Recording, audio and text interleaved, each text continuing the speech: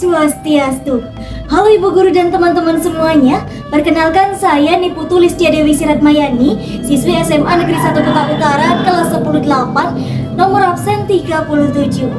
Pada video ini saya ingin memperkenalkan sosok tokoh yang saya idolakan karena kecintaan dan dedikasinya terhadap budaya dan juga tradisi lisan daerah Bali. Waduh, kira-kira siapakah beliau? Untuk itu, inilah dia teks biografi Pekak Taro.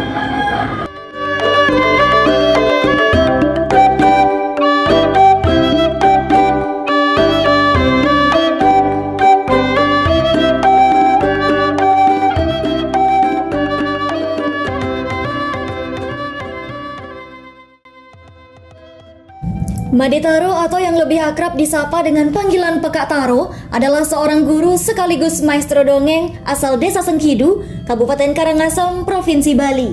Beliau terlahir dengan nama Ketut Nesa di Denpasar, Bali pada 16 April tahun 1939. Pekak Taro merupakan sosok pendiri Sanggar Kukuruyuk, yaitu suatu komunitas yang bertujuan untuk memberi ruang interaksi dan mengajak anak-anak untuk mengenal, mencintai, serta melestarikan dongeng, permainan tradisional dan lagu anak-anak dari seluruh Nusantara dari generasi ke generasi selanjutnya.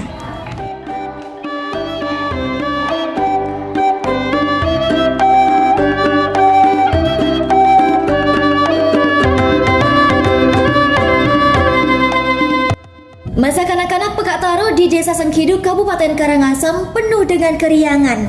Pekak Taro dibesarkan di lingkungan keluarga yang senang bercerita. Salah satu hal yang menjadi faktor utama beliau menekuni dunia mendongeng hingga saat ini tak lain ialah karena sosok ayahnya, yaitu Pekak Mangku yang selalu menceritakan dongeng, terutama cerita-cerita rakyat Bali kepadanya sebelum tidur. Selain mendengarkan dongeng-dongeng yang diceritakan oleh sang ayah, masa kecil Pekak Taro juga diwarnai dengan gending-gending rari atau lagu anak-anak daerah Bali, serta beraneka ragam permainan tradisional. Pekak Taro gemar menulis puisi sejak ia berusia 14 tahun ketika masih bersekolah di Gianyar. Kala itu, Pekak Taro tinggal bersama seorang patih kerajaan Gianyar yang bernama Nyoman Jelada. Tuan rumah tersebut selalu berlangganan koran, sehingga hal itulah yang memungkinkan Pekak Taro dapat membaca segala jenis tulisan setiap harinya, mulai dari koran, buku, bahkan hingga puisi. Suatu hari, ketika Pekak Taro membaca buku yang berjudul Gema Tanah Air milik tetangganya yang merupakan seorang guru, ia merasa merinding ketika membacanya dan menyukai buku tersebut. Semenjak saat itu, Pekak Taro mulai menulis puisi yang kemudian dikirimnya ke salah satu media koran di Jakarta, hingga kemudian karyanya berhasil diterbitkan. Pada tahun 1968, Pekak Taro menjalankan profesinya sebagai seorang guru di SMA Negeri 2 Denpasar. Dan di tahun yang sama, Pekak Taro juga mendirikan rumah dongeng di tempat tinggalnya. Pada masa itu, guru-guru di sekolah tempat Pekak Taro mengajar mendapatkan perumahan dari pemerintah. Nah, pada suatu hari, Pekak Taro tidak sengaja melihat seorang anak yang diam termenung. Seketika Pekak Taro teringat kembali akan masa kecilnya yang selalu mendengarkan dongeng, bermain permainan tradisional, dan mendengarkan lagu anak-anak di samping kewajibannya sehari-hari membantu orang tua mencari makanan untuk sapi peliharaan. Melihat anak tersebut, Pekak Taro menjadi sedih dan berpikir bagaimana bisa ada anak yang diam termenung seakan tidak memiliki kegiatan apapun. Kemudian Pekak Taro memanggil anak itu dan diajaknya bermain bersama. Oleh karena ajakan Pekak Taro diterima oleh sang anak, dengan semangat Pekak Taro langsung membuatkan sebuah pesawat kertas. Ternyata sang anak sangat senang. Kemudian diajak bermain layang-layang dan anak tersebut semakin senang. Hingga selanjutnya Pekak Taro mengajak sang anak untuk bermain engkep-engkeban atau alih-alihan, atau dalam bahasa Indonesianya ialah petak umpet. Namun tidak disangka-sangka anak-anak lainnya yang berada juga di perumahan guru tersebut ikut bermain bersama. Pekak Taro sangat senang melihat anak-anak tersebut bermain bersama. Melihat banyaknya anak-anak yang berkumpul pada saat itu, terlintas di pikiran Pekak Taro untuk mendongeng kepada mereka. Ternyata anak-anak tersebut sangat antusias mendengar tawaran Pekak Taro. Oleh karena itu, Pekak Taro pun turut bersemangat untuk menceritakan dongeng kepada anak-anak di sana. Hingga kemudian ia mendirikan rumah dongeng dengan jadwal mendongeng yang ia buat sendiri di dalam kamarnya, yaitu setiap malam minggu. Tidak hanya mendengarkan cerita dongeng, di rumah dongeng ini anak-anak juga diajak bermain peran, seperti ada yang seolah-olah menjadi penjaga loket karcis, menyobek tiket, dan peran-peran lainnya yang dilakukan secara bergiliran. Dan tentunya biaya tiket dan lain-lain tersebut bukanlah sungguhan, melainkan hanya ada di dalam angan-angan. Rumah dongeng adalah sebuah rumah yang Pekak Taro dedikasikan untuk memberikan dongeng kepada anak-anak di sekitar lingkungan tinggalnya pada masa itu, yaitu di Asrama Dinas SMA Negeri 2 Denpasar.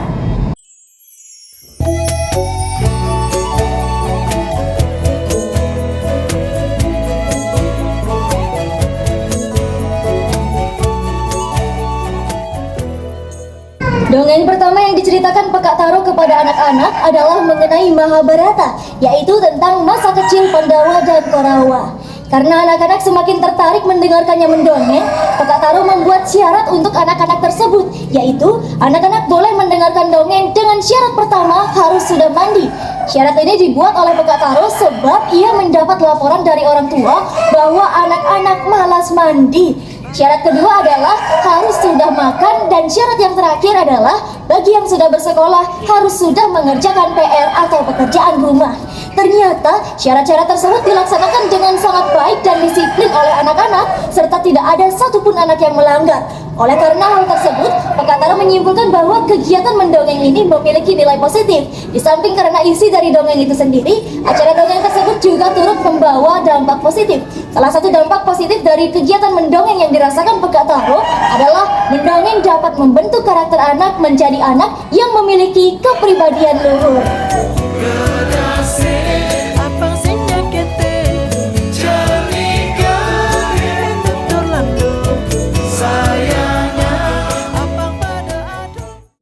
Setelah 1 tahun kemudian, seorang ibu datang kepada Pekak Taro dan mengeluh bahwa anak perempuannya yang masih berusia 5 tahun selalu memberontak dan tidak mau memakai celana dalam. Pekak Taro pun terkejut dan bingung mengapa ibu tersebut melapor kepadanya. Kemudian Pekak Taro menyimpulkan bahwa melalui media dongeng mendongeng ia dapat membentuk karakter anak-anak. Akhirnya pada acara mendongeng selanjutnya, Pekak Taro menambahkan syarat keempat, yaitu setiap anak boleh mendengarkan dongeng apabila memakai celana dalam. Pada hari Sabtu berikutnya, ketika Pekak Taro sedang bersantai sembari membaca koran di depan rumah, datang seorang anak perempuan bersama dengan 1 orang temannya. Anak itu memanggil Pekak Taro, "Pekak Guru, Pekak Guru." Kemudian ia mengangkat roknya, memperlihatkan bahwa ia sudah memakai celana dalam. Melihat hal itu, Pekak Taro hampir tertawa, namun ditahannya demi wibawa seorang guru. Kemudian Pekak Taro berkata, "Kamu boleh mendengarkan dongeng." Wah, melihat reaksi anak tersebut yang luar biasa senangnya ketika diperbolehkan mendengarkan dongeng, membuat Pekak Taro berpikir bagaimana bisa pekerjaan yang ia anggap iseng dan remeh ternyata dianggap serius oleh anak-anak dan dapat membentuk karakter mereka. Kemudian Pekak Taro teringat dengan perkataan seorang filsuf yang mengatakan bahwa anak itu ibarat kertas putih yang masih kosong. Orang tua yang memiliki peran untuk mengisi kertas tersebut akan dibuat seperti apa karakter anak itu. Pekak Taro menyimpulkan bahwa setiap anak dapat dibentuk, apakah akan dibentuk menjadi orang yang baik atau menjadi orang yang buruk. Dan media yang dipilih oleh Pekak Taro untuk membentuk karakter anak-anak agar menjadi seorang yang berkepribadian luhur adalah melalui mendongeng. Semenjak saat itu, Pekak Taro semakin serius dalam dunia mendongeng. Tidak hanya mendongeng cerita rakyat Bali, namun juga cerita rakyat Nusantara. Bahkan Pekak Taro pun sudah mulai mengumpulkan berbagai dongeng dari seluruh dunia yang dapat ia gunakan sebagai media pembentukan karakter anak-anak.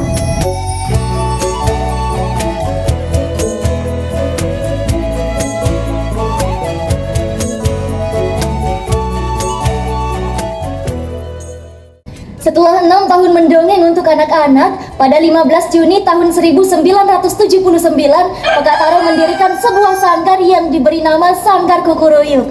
Bagi Pekak Taro, kukuruyuk adalah tiruan suara ayam jago di pagi hari yang melambangkan optimisme, ibarat menyanyikan sukacita menyambut datangnya fajar untuk memulai hari. Hal itu sama seperti harapan Pekak Taro bagi Sanggar Kukuruyuk. Paling gede to inan ricine, paling cenik to kacing adane.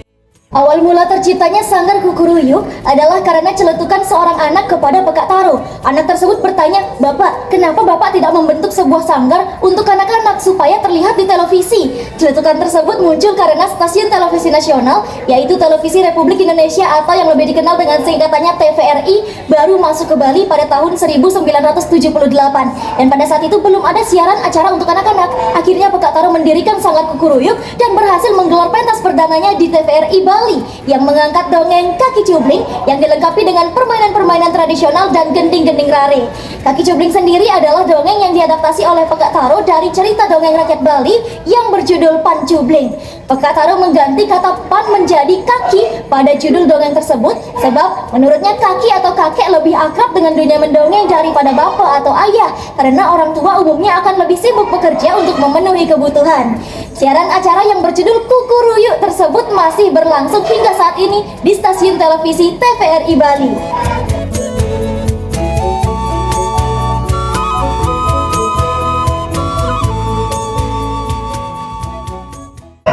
Selain senang mendongeng, Pekak Taro juga produktif menulis buku untuk anak-anak. Buku pertamanya terbit pada tahun 1973 berjudul Ibu Jari untuk Sang Guru. Kemudian disusul buku keduanya yang berjudul Gending-Gending Pelalian Bali dan diikuti terbitnya buku-buku lainnya. Salah satu bukunya yang istimewa adalah buku dongeng yang berjudul Bawang Kesuna, Onion and Garlic yang diterbitkan oleh Balai Pustaka pada tahun 1997. Buku ini hadir dalam 2 bahasa dan dilengkapi oleh ilustrasi karya Iketut Nama dan telah meraih penghargaan Adikarya IKAPI pada tahun 1998. Pekak Taro juga mewarisi dongeng-dongeng yang diberikan ayahnya semasa ia kecil melalui buku yang ia tulis yang berjudul Dongeng-Dongeng Pekak Mangku. Pekak Taro merasakan ada kegairahan tersendiri ketika ia menulis dongeng, baik yang bersumber dari ingatan-ingatan cerita yang didongengkan ayahnya semasa kecil maupun dari buku ataupun kisah-kisah ciptaannya sendiri.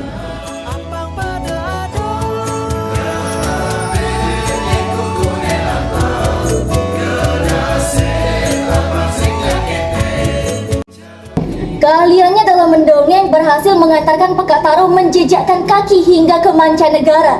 Antara lain, ia sudah pernah ke Darwin, Afrika Selatan, serta beberapa negara Asia Tenggara seperti Singapura, Malaysia, dan Thailand. Pengalamannya ke luar negeri tersebut seringkali menghadirkan inspirasi bagi Pekak Taro untuk menciptakan dongeng maupun permainan tradisional.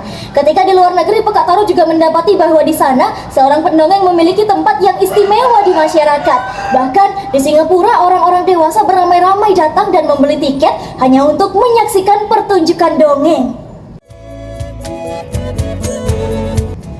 Tak hanya mendongeng dan menulis untuk anak-anak, Pekak Taro juga gemar memainkan alat musik tradisional. Beberapa alat musik tradisional yang ia ciptakan sendiri diantaranya adalah tumbung, tok-tek, dan kempli. Umumnya kempli dibuat dari perunggu atau logam, namun Pekak Taro lebih senang bila menggunakan bambu.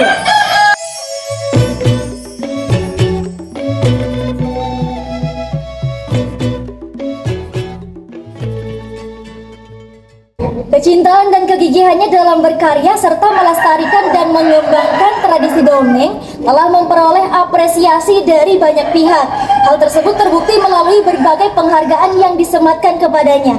Beberapa diantaranya adalah Anugerah Bali Award tahun 2001, Anugerah Permata tahun 2003, Hindu Books and Readers Community 2006, Widya Pataka 2007, Kanada Nugraha 2008, Penghargaan Maestro Tradisi Lisan dari Kementerian Kebudayaan dan Pariwisata 2008, Anugerah Kebudayaan Presiden Republik Indonesia 2009, Lifetime Achievement Ubud Writers and Readers Festival 2019, dan masih banyak lagi penghargaan lainnya. Saat ini Sanggar Kukuruyuk yang didirikan Pekak Taro masih bertahan dan bahkan sekarang sudah memiliki 5 cabang yang dikelola bersama anak pertamanya Igede Tarmada. Pekak Taro sudah mengantongi 200 permainan tradisional di mana 19 diantaranya ia ciptakan sendiri. Pekak Taro juga telah membukukan sekitar 250 lagu daerah dan sekitar 150 buku-buku dongeng. Bagi Pekak Taro, mendongeng telah menjadi bagian dari hidupnya. Hingga saat ini, Pekak Taro masih terus diundang untuk mendongeng dan memberikan workshop ke sejumlah daerah, baik di tanah air, bahkan hingga ke luar negeri. ini Pekak Taro menikmati masa senjanya di daerah Suwung Kangin dan Pasar tanpa sekalipun kehilangan keriuhan dan kehangatan masa kanak-kanaknya. Sesungguhnya, kehidupan Pekak Taro ialah dongeng itu sendiri, bermula dari perjuangan, didukung oleh kegigihan, dan berakhir dengan kebahagiaan.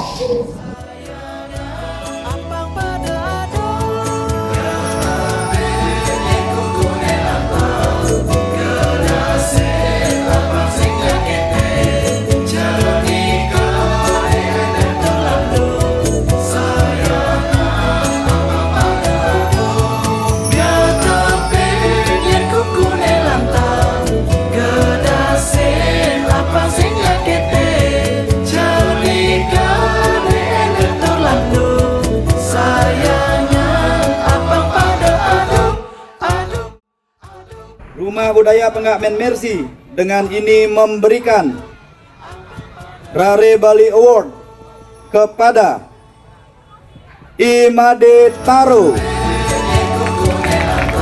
karena atas jasa dan pengabdiannya dengan ketulusan bagi aktivitas dan kreativitas anak-anak, khususnya dalam pembinaan nilai-nilai kebudayaan Bali melalui berbagai bentuk permainan tradisional anak Bali. Ada tokoh-tokoh ya maupun masyarakat yang menghargai apa yang kami lakukan dan merasa benar-benar dihargai. Sekali lagi, semua patut ditiang untuk penghargaan.